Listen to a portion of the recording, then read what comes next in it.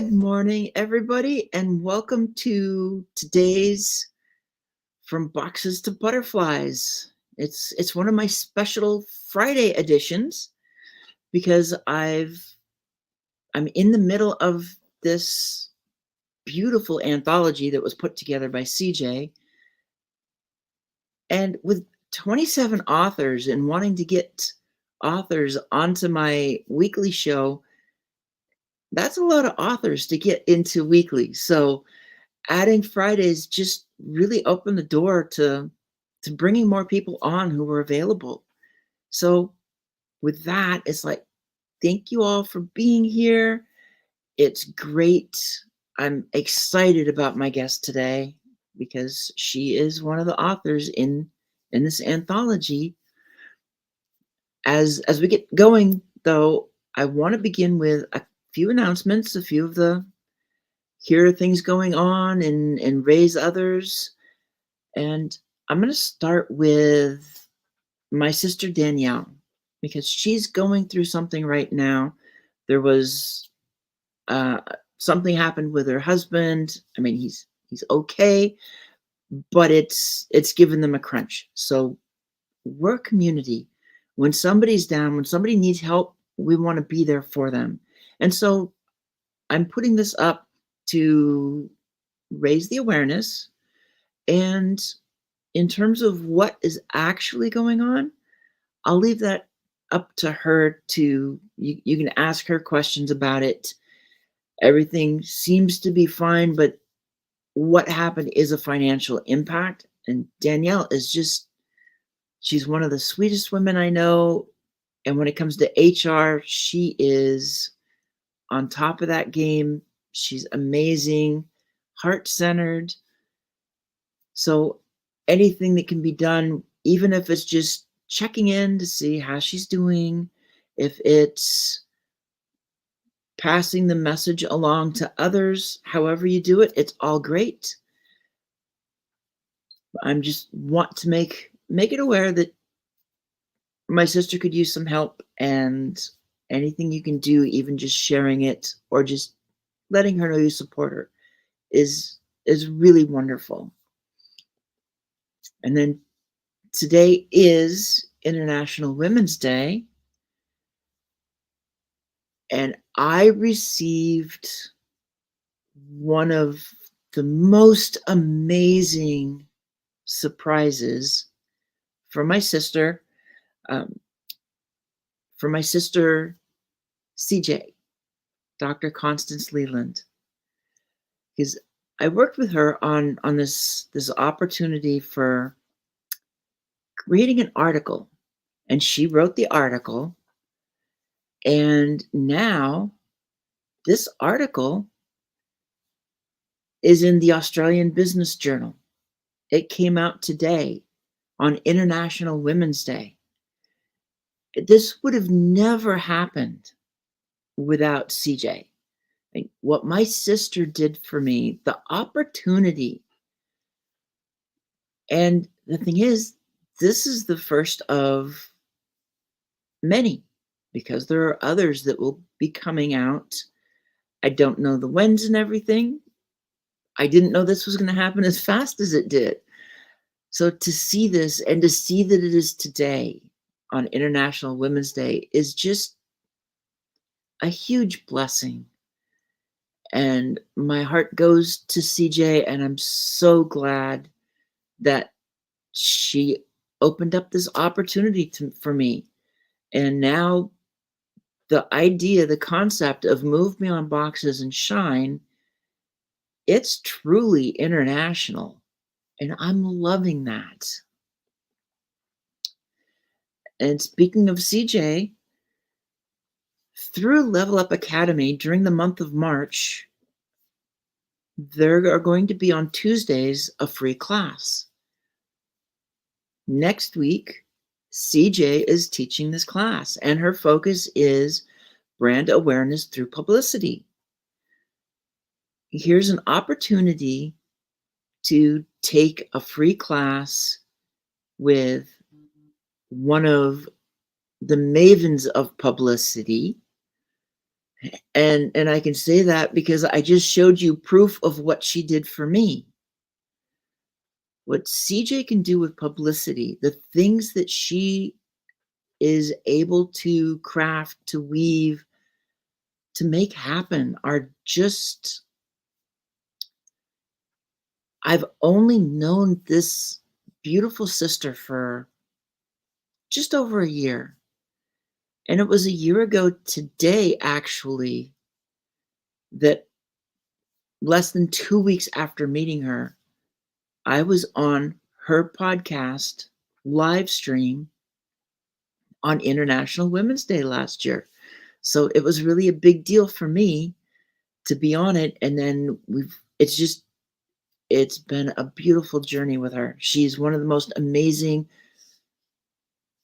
kind-hearted, heart-centered women you will ever meet. So take this opportunity, take this class.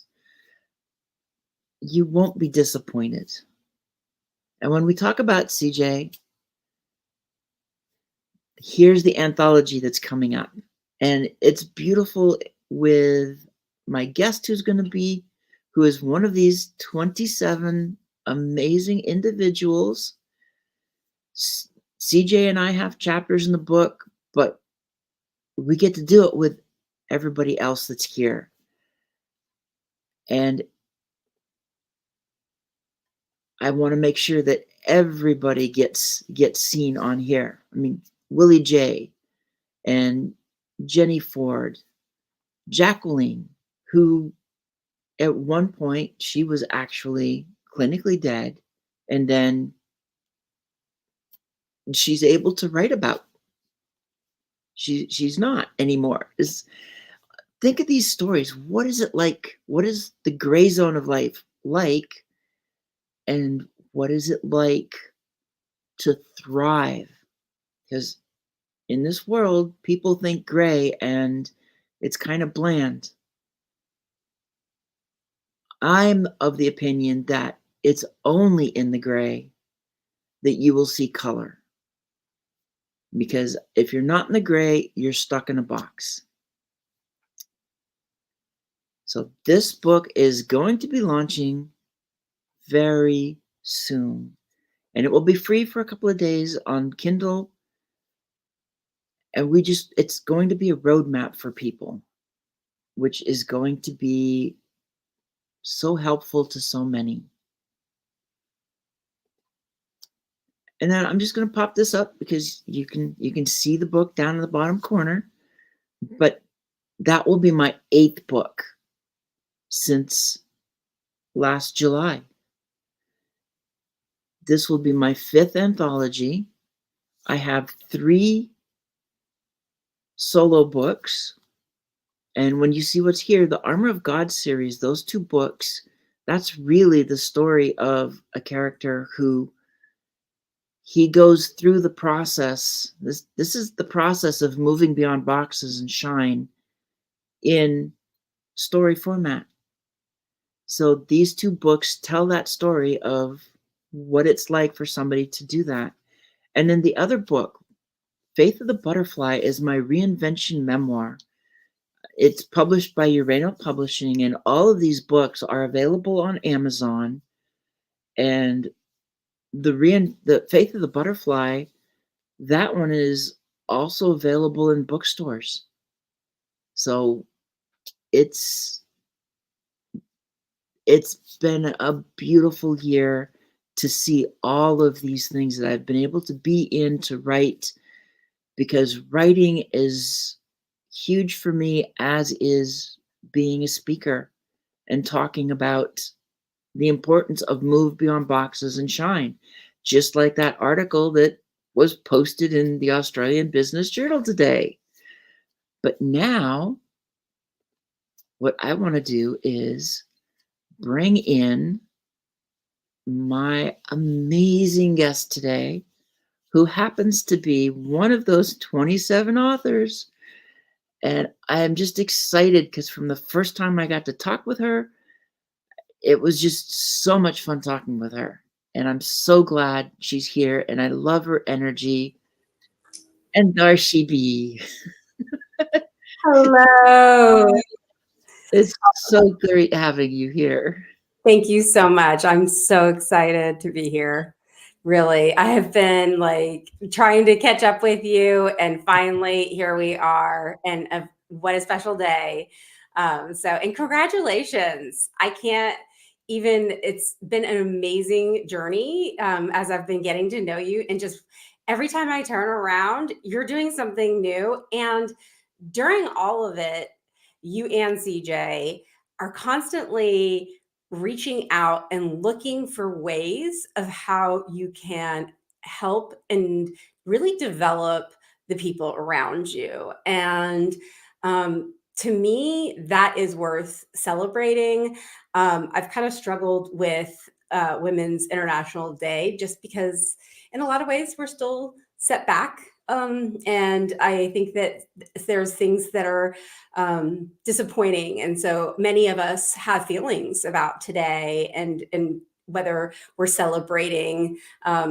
We aren't making progress in the ways that we necessarily want as a society. But then I look at the people, the actual individuals and the heart-centered people that are nurturing one another and how we're amplifying that and connecting with wonderful people that I've met and watching the role models. It's so inspiring. So happy to be here. Congratulations. It's kind of funny because when I think of my story, well, first off, we met during CJ's Conf Summit in Yeah, October. So yeah, that's when we first crossed paths. yeah. And then it just kind of went from there. Mhm. Then when I think about my story, as we talk about International Women's Day, I remember, and it's actually in my chapter. This is one of the little tidbits that's kind of in there. Depends on if anybody actually notices it within the scope of what I wrote. But I remember a time in middle school, and I cannot remember if it was specifically standing in the school office physically or if it was a dream. But that's irrelevant because it's still very, very clear in my head. And I understood at that point that women were more capable to do anything they want than men. And it's like that's exactly what went through my head. Mm. And then an understanding that I would be able to do something once I was able to just be myself. Yeah, And now that's what it is. That's really the focus of Move Beyond Boxes and yeah, Shine. yeah. Just this full acceptance. Yeah. It's the And full acceptance, but it's also to focus on women because we're the ones that tend to put ourselves in boxes a lot. right, Let somebody else have the controls. right. Right. For me, such a big part of my story, and I think, and actually taking it outside of the anthology chapter, but when I started thinking about big career moves, because I had kept myself in a box for a really long time, um, Mhm. conditioning, right? We go through this conditioning process. And I think a lot of people are now hearing about this ikigai. It's a way, an exercise that we can do. It's not, it's IK. IGAI, I think is how you can look it up. But for those of you that might not be familiar with it, where you go through an exercise and think about, what are you good at? What could make you money? What do people need? What are problems? And you find the intersection of these things. And then again, what are you good at? What do you love? What do people need? And what would people pay money for?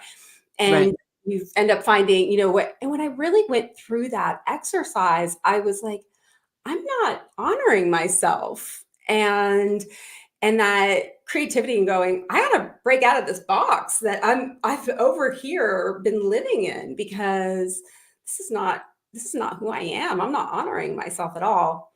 Um, Right. and coming to that realization. Yeah. So, Well, and so many of us, we go through it for various reasons. mhm, The simple as imposter syndrome mhm. and and on through because other people took control during childhood and we didn't Yeah. know how to get it back. Yeah. Or we just listen to what somebody says and we start believing their negativity and just give them the keys, as it were, crawl into a box. But then when we are stuck in the box, we're not we're not letting who we were created to be, to do what we were created to do in this world. Right. Right. And I Nobody's created for a box. nobody is. And I think that when we as a society, kind of hit a point where things might start like really kind of breaking down, then we are forced to start having these conversations more openly. And so for me, maybe that's the win, is that although statistically we are not doing great in a lot of ways, I feel so optimistic because I look at these spaces and it's this is forcing um, people like us to want to really rise to the occasion and say, hey, we need to be there for each other. We need to talk about these things Yep. openly. We need leaders to rise to the top and want better for everybody. And so we have to just be open and I love Mike's chiming in and it's like, yeah, we got to shred these boxes and we got to stand up for one another and be there. So I love being part of this group. Well, it's great having you. And one of the things that I want to do is be, get have you talk a little bit more about you, how you got where you're at, so that people get to know who is Kinga. Yeah, thank you. So I was born and raised in Vermont, and my parents are both Hungarian immigrants. And they came over in the 50s. They were 6 years apart. My father came first, and neither one of them could speak a word of English. They met in the United States. And they both were very hardworking, but of course, we had they were on their own. Both of them came over in a situation where they were really on their own, and so when they met, I think that they really it was important to keep that Hungarian culture in Mhm. our household, and Hungarian culture is a very strong culture and a unique language. It's one of the most literal languages that are out there. My dad's very proud of this. We had a big conversation about it. I was just visiting him, and so my I was bilingual as a small child, and I talk about this a little bit in the anthology, but it made my relationship with language a very interesting one. I really broke it down in a sense where I just took things so literally because I was naturally also kind of an analytical, critical thinker. My dad's an engineer, and I looked up to him a lot. And so, having this kind of language where I'm looking at it very literally, and also being an analytical person, and I was the youngest child, and I kind of was just quiet and not really fitting in at school because I felt like my family's a little different. And so I was observing and trying to take information in and interpret it so literally that oftentimes it just kind of created some barriers for me. And so I talk about that somewhat in the anthology, but it also made me very curious about, are other people not fitting in, because I feel like I look like everybody else and I should fit in, but I really don't. And so Right. it was a strange situation to be welcomed in a lot of places. But then when I got there, I was like, but I don't feel the way that everybody else does. I'm questioning everything. I don't really feel right here. And so, yeah, I started getting very much into social behaviors and paying attention to how people treat one another. And I developed a really strong passion for noticing whether or not groups were working kind of towards common goals. And I went to an engineering school. I didn't have much of a passion for engineering itself, but I just felt like it was the right thing to do. And when I joined the workforce, I guess I immediately went into a corporate background, and I realized that I went right back to my passion, which was trying to help teams move towards common goals. I picked up a new methodology that was being rolled out at the time, which was a very long time ago, called Agile, and which is now being applied a lot across business leaders in general. And I think most people have heard it, but the way that it's being referred to, at least in the software development world, was really around the way that we would do continuous processes towards projects, because we would look at projects in software as a living, breathing thing. We just thought, well, there's kind of not this real beginning and end. We plan towards things, but it's always kind of iterating and moving, and people are changing their mind about what they want. So if we look at life that way, it's about pivoting and adjusting, but still meeting people's expectations. And so it was a lot of communications and and how people work together towards common goals. And my passion for making people feel welcome and included, along with meeting business goals, really developed my career. And so, as an agile project manager, caring about moving things forward and people, that's where I developed a passion. So that's kind of what led me throughout life. But then I decided I wanted to leave corporate in general. So, and started my And own business, which is now Execute Your Intentions. and so because I definitely get all that, and it sounds like agile is very similar to the importance of belonging. Oh yeah. And For that's because when people talk DEI, I kind of don't go into that and focus on belonging, because to me, me. if people feel like they belong in that work environment, then you've already checked off the rest of those boxes. It's like that one word, because that's what it takes for people to engage. Yep, I agree. Yeah, I think that there are some groups that have been wronged, and we need to, make things right, and so that there is a fair shot at things. And so we do need to level some playing fields. I don't like. I think it's unfair that we still have so much privilege and people don't have access and chance. And there's so much benefit to having, and so I have such a profound appreciation for our differences, because I truly believe, and I've seen it work in practice, that Mhm. we're so much better and stronger the more diverse we are, because that's Right. literally where creativity can be stimulated. It's such a huge advantage.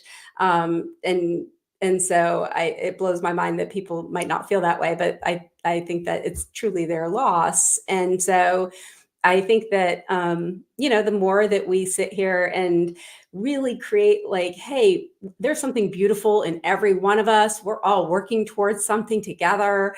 Let's talk about what that thing is and how we can divide and conquer and support one another through this, Mhm. the better we can be. And as long as we have that, and we've honored each other in the best way that we can, really incredible, beautiful things can happen. So you just need some responsible kind of framework in place so that we can, Right. work through when everybody knows kind of, what's happening. So Well, and I like that in terms of framework, because I know oftentimes for some people, I think framework to them is a policy. no, And I am one, and I've had this conversation with Danielle a lot. I'm one that's more for guidelines than policy, yeah, because guidelines meets people where they are yeah, and doesn't put a very specific finish line that some people will never cross. But if they're like a turtle and they're making progress, then why should they be in trouble? If they start going backwards, that's one thing. But if they're always making progress, they're doing everything they can, meet people where they are, because at one point they might turn into that hare instead of a turtle and race across the line. You never know. Or they right, may always be a turtle, but they're always there. yeah. Yeah, it's meeting people, accepting them. We decided to enter. I would, when I kick up kind of a new initiative or a team, I would call them handshake agreements, right? Like, we've decided to partner and we trust one another, and so let's just make some kind of handshakes around a couple things, and from here forward we can adjust and pivot. The agile mindset is around truly adjusting and pivoting, but having a place that we go to so that we have an aligned understanding. And as Right. long as we maintain this aligned understanding, we always have an opportunity, and we should, it's our responsibility actually to stay on top of this common understanding and to talk about it openly and candidly and reflect upon it, and to talk to new members about it, and to talk about hey, something came up, do we need to modify it, are we okay with it, and to have these healthy conversations. And so I would facilitate these kinds of things in an organization. And I think that leaders, we want them to learn how to um, be able to evaluate their own systems and to say, do I have a healthy system? Can I manage this myself? Do I have the right structure and framework in place? Mhm. And that kind of thing. And there's some pretty simple checks that I think you can do as a leader to see if you're there. And so that's what I want to help people do, is to do a little bit of auditing, to do a little quick wins, because oftentimes I can walk into a situation and just say, hey, there's some obvious quick wins where you got to get things straight, and people will be more aligned, and it's easy. It doesn't, so you can eliminate a lot of the confusion or back and forth about stuff, because a lot of times it's just a matter of people just really don't know. Well, and kind of going into that a little bit deeper, because that's what you're doing now, right? Yes, well, I'm building what I And that's kind of what I want you to do is go into what are you doing now, yeah, so yeah. everybody knows how to work with you. Yeah, so I am building courses. I'm in the process of building courses. And so ultimately, I would like to build courses that would be specific for any kind of business owner that is self organizing. So it's really around self organizing systems, because I think that any person who is in business, whether it is you're a manager of a team and you can't get your team to listen to what you need to do. Right now, I might have somebody who is struggling as a executive at a tech company, as a woman who, hey, I can identify with this. I need to get people to align around some of the initiatives that we're rolling out. How do I build transparency within my organization? So things that are traditionally seen as whether it's a communication method, whether it's how we get people organized around our ideas. And so I'll be building out any kind of project management. So if somebody feels that they're struggling Mhm.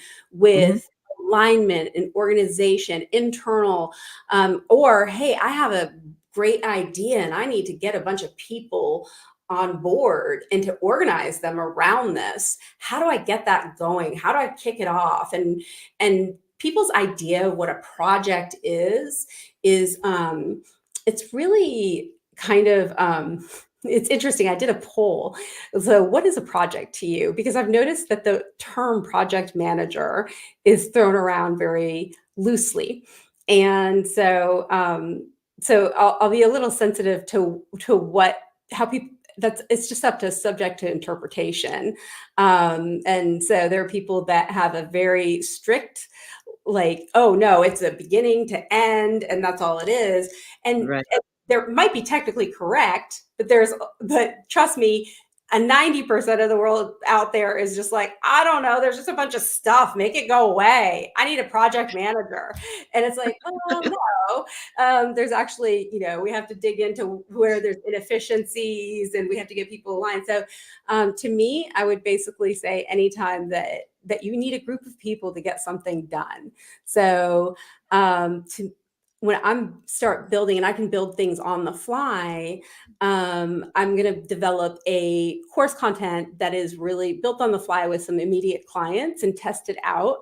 And then have some tiered offerings, subscription-based tiered offerings. So right now, that's where my passion is leading me. I had already built a lot of course content, so it's a plug and play model. This is what I've done my entire career. So um, Right. yeah, it's just going to be plugging, playing with different scenarios and trying to make a big impact and help as many people as I can. So that's my Well, goal right and you're right. We hear project thrown all over the place, and then throw in program manager versus project manager and try and see at times, is there a difference or now. Yeah. are they really the same thing?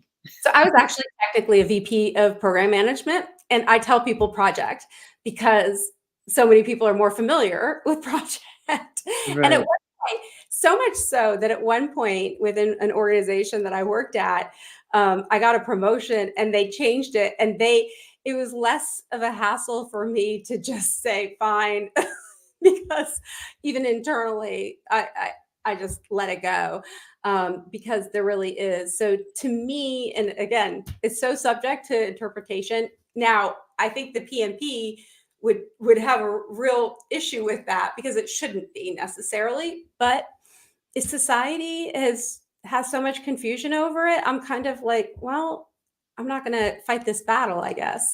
Um, because there's people in operations and roles get confused there. Trust me, roles get confused with who does what as chief of staff. It gets confused with HR's role, oftentimes. Even an executive assistant's role, oftentimes. So there's a lot of roles that get confused if we're talking about corporate. So to me, it program often meant handling more of a portfolio. So several projects under a certain umbrella, and I absolutely did that. So, Oh, I yeah. handling all of the projects. I was handling mergers and acquisitions, the integration of a company. And so, what happens when my boss says, "Hey, we're going to have a acquisition, and I want this is an entire software company." And within 6 weeks, we want to make sure that not only have we onboarded everybody, but that they are already into our reporting structure, meaning I had a very rhythmic status report all the way rolled up to the board level, and all these kinds of things where he had a report, where it's like, okay, this is the status of every single initiative we have happening, every team, what their roadmap looks like, that kind of stuff. And, I want them fully integrated. Well, for a team that might not have, well, I don't even know what kind of data they have, like that was a pretty tall order. Um, Right. I could working with them and kind of laying out, okay, this is what it looks like. This is how we'll start doing this kind of transition.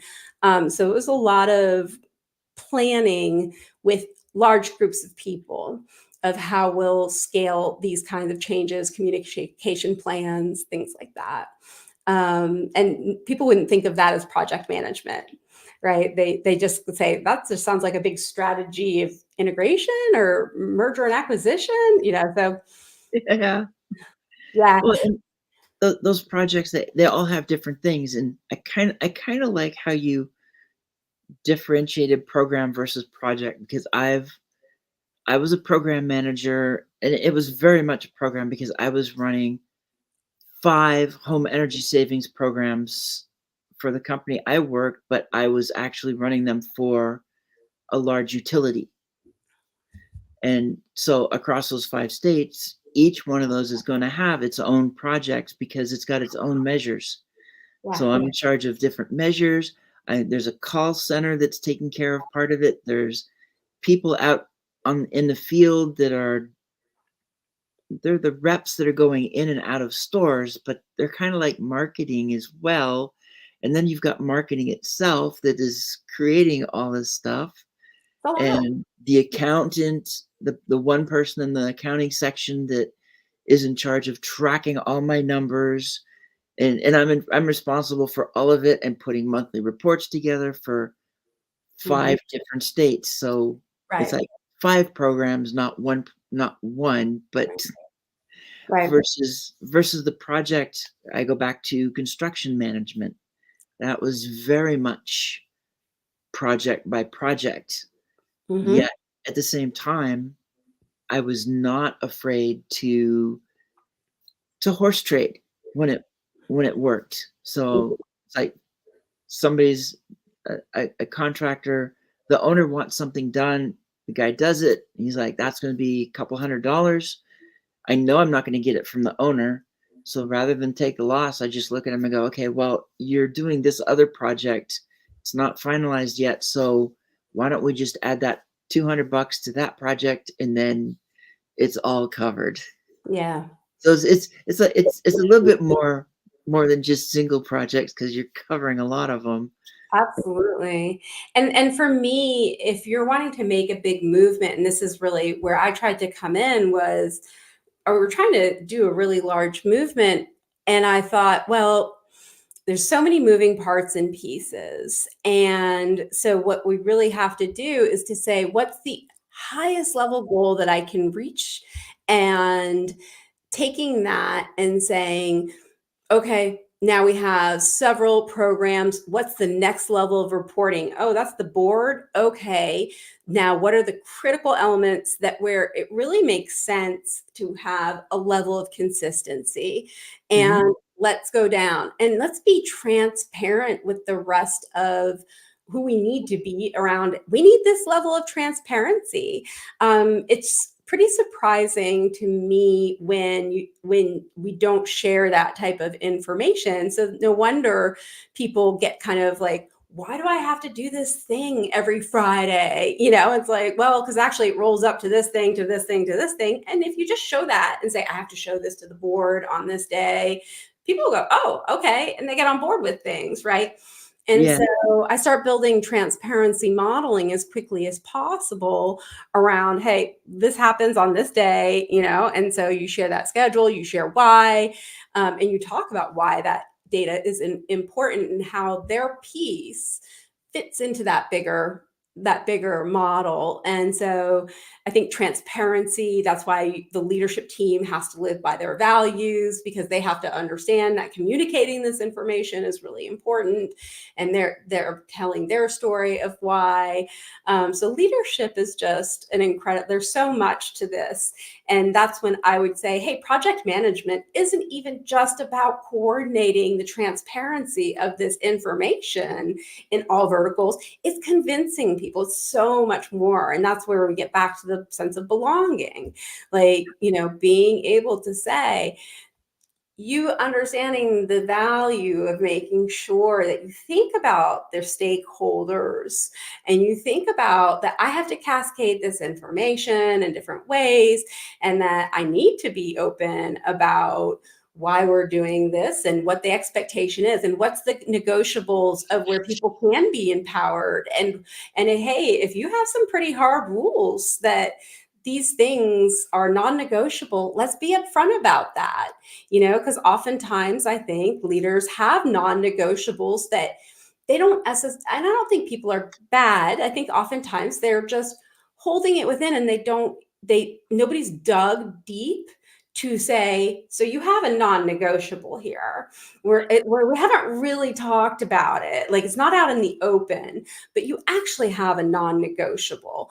And Right. so I was the kind of the person that helps people like kind of push that, I kind of I poke the questions and be like, so actually you do have a non-negotiable. And guess what? I have to go tell everybody and break the news to them that there's a non-negotiable here and we have to work around that. And here is where you have flexibility and you are empowered to you don't have to worry. They don't care about the format. They don't care about this, but these little slices of information or these things are the non-negotiables because that is the expectation.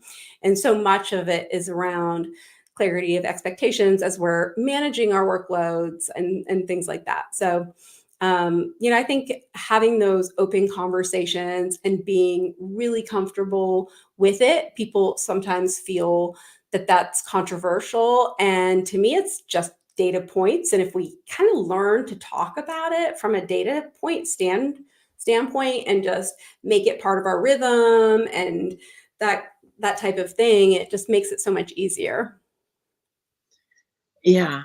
It's I like that transparency aspect because it's something that, at least when I was in an organization, it's not something that was ever even considered really. Mm. It's like you're being told by your boss this is what you're supposed to do, and that's what you do.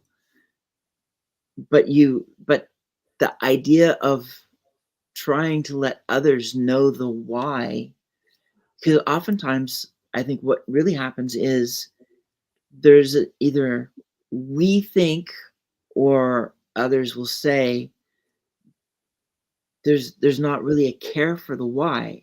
Just tell me what I got to do. Let me get it done. As a project manager, I was personally not responsible for the why. We had a team, we had a visionary, my boss or whoever, and actually, I found it that it was easier and better for me when I stayed out of some of that stuff. And what I declared for my role personally was I am here for two reasons. I am here to ensure that because this is where my heart is at and I can't live any other way. I am here to uphold the values and to pay attention to the values and the people of this organization that I made sure I was aligned to. And so unfortunately, sometimes I wasn't great about nurturing myself. And so I had blind spots there. And I think that's where some of us as humans struggle, right? When we had our own traumas. Oh yeah. um, but for others, I'm extremely protective. And so I would look around and pay attention and say, does everything feel right? I look for red flags. And so people and making sure that we had things efficient, making sure they get the information that they need and deserve, making sure that they knew what they were supposed to be doing and what the expectations were. So I was very focused on the people being able to thrive, being able to have their voices heard, being able to leverage their strengths, that kind of thing. And then I was also very focused on the goals that we agreed to. And so very focused on moving things forward. And those were my two primary goals. And so that's why I was like, I need to work to the decision makers. I need to report to them. And otherwise I'm kind of like, I joke around. I'd be like, I'm the news. I'm just telling, as a project manager, I'm the news. And so I stayed away from telling people the why, because I said we paid a visionary. We pay, or I don't know, maybe that person's paying themselves, but I'd say we paid other people to make these decisions. I just report whether we have it or not, right? And Right. I actually had my pretend I'd grab a pen or whatever, and I'd be like, I'm just here to tell the news, and I'd be like, and my news is, do you understand it? Do you understand it? Do you understand it? And as soon as one person said, well, I don't really know, or if they acted hesitant, I'd start digging in, I'd start asking questions. Well, this person said this. Do you understand that? Do you agree? And so my job was to find where there was disconnect, where things were breaking down, so I could get that fixed. And that way I could say to the why person and say, hey, there's a disconnect here. You need to be aware of that there is a disconnect. We need clarification. And so really it was, to me, that was about facilitating things. That was to me about what, and so to me, if you look at job descriptions around project management, I'm glad that I'm seeing more of that written in the job description roles. However, people still also make comments about project management as if it's an admin role. And I'm like, to me, that's not an admin role, No, it's right? not. Not even a little bit, really. It's really the change makers, and so significant. And when we diminish it to admin, you have to realize that then that person gets treated like an admin. And that means that, and that's where I really struggled, especially being in a male dominant industry already, trying to be a leader to make transformative change. you know it's really important that we honor our change makers and say, this is, and so that was me breaking out of my box to say, okay, like I want to recognize this as a skill set. Project management is a skill set. It Mhm. LinkedIn just recognized it as number 4 in 2024's LinkedIn skill sets to up level. So I'm super excited about that. And to me, it actually embodies so much more, because to me, it's an all-encompassing role. It's about facilitation. It's about creating, sense of belonging for everybody that's working towards something. It's about transparency, modeling, leadership, all kinds of things. So that's how I define it. So that's what my courses will be. Well, and that's it though. We have to have some way to define to be able to move through everything. Hmm. Yeah. And so when you're looking at, I'm kind of curious what type of, now I'm hesitant to say projects necessarily, but what are you looking for right now in Hmm. terms of clients, customers? What is it that is your passion to really do for others? Yeah. Anybody who is, I'm really interested in the um, kind of the business, the solopreneurs and entrepreneurs, people who are in, or corporate folks who are really also in just kind of messy situations. I love cleaning up a mess. And for me, that inspires me to write my course content, because I've cleaned up so many messes that Right. to me, I'm like, oh yeah, that's right. I got to walk in, I got to do X, Y, Z. I got to do this, and my brain is immediately. And so I already have a lot of the material, but it inspires me to start okay, this is the order of events. And so I want to now piece together kind of learning paths with all the material that I've been working on. And I would love to start selling those learning paths as a program. So that's really, I want anybody who is facing some challenges, so I can start piecing together my learning paths and getting my content out there.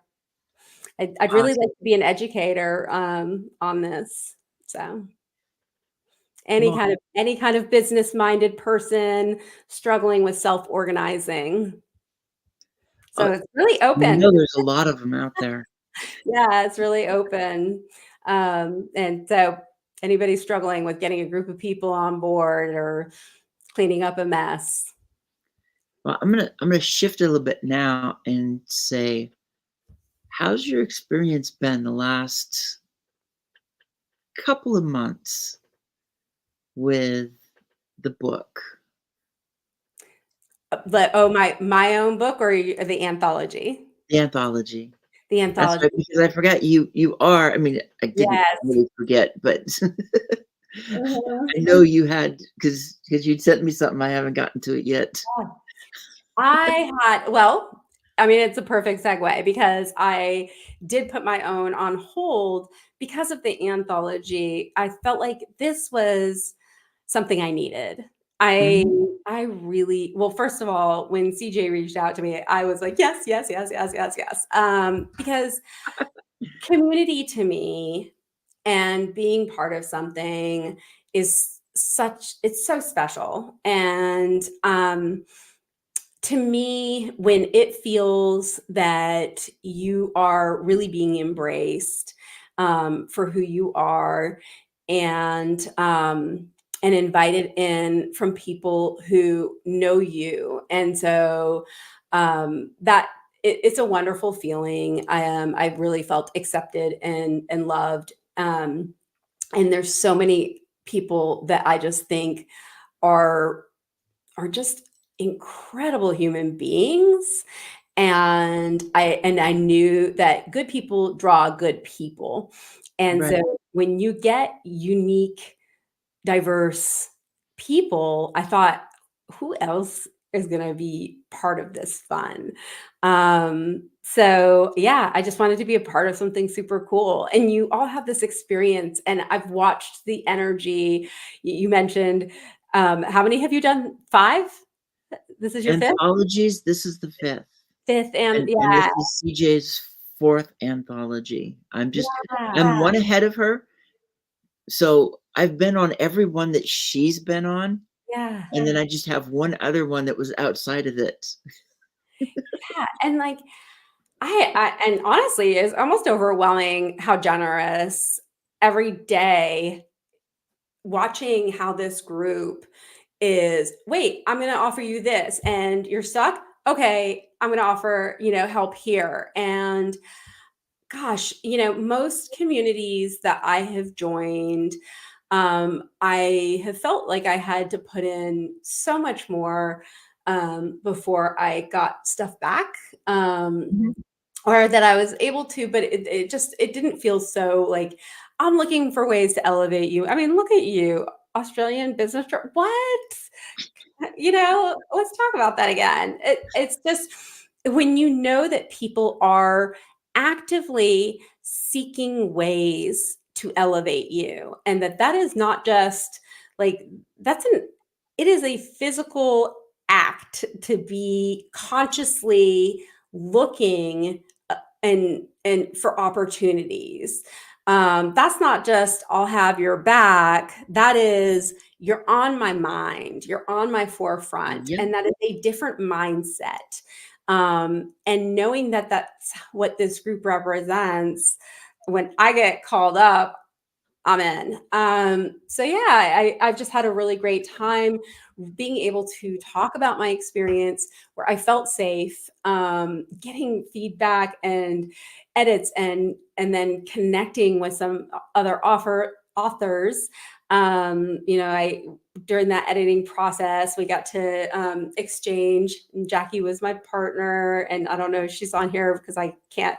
I'm not good double tasking and checking comments. So I'll have to read them later. But helper, um, right? yeah, yeah. She and I exchanged, and how amazing. She and I are also going to be speaking at the Wellness Summit that Damien and Dr. Tanya Farron are putting on. And so like there's just all this like really cool stuff that we have So yeah, I'm just I'm having a great time, and to me, that's what I wanna be doing with my life. So, I'm excited. I think that we are absolutely gonna make the list. It's fun that we're giving, an opportunity to share with people what we have learned, through our adversity, and Mhm. that we have a safe space to say, I kind of have been through something. And because of that, I don't want someone else to go through it. Um, I, I use this line, but I think so much of my career was I struggled so much in the beginning that when I was able to develop my own team, my immediate thought was, I can't wait to tell you everything I've learned up until this point, because guess what? You don't have to go through it. Like, I'm going to give you the Cliff Notes version. And like, I've always had in my mind, like, I want to give people Cliff Notes versions. Like, I just want to hand it to you on a silver platter, because I struggled for 10 years and nobody gave me a Cliff Notes version. Like, how cool that I get to give someone a Cliff Notes version. And Exactly. yeah, that's what I feel like that's the attitude of everybody here. So it's been awesome, and I can't wait for it to come out.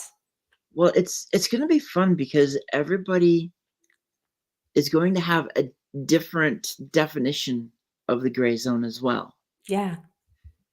So seeing the chapters that I've read Mm.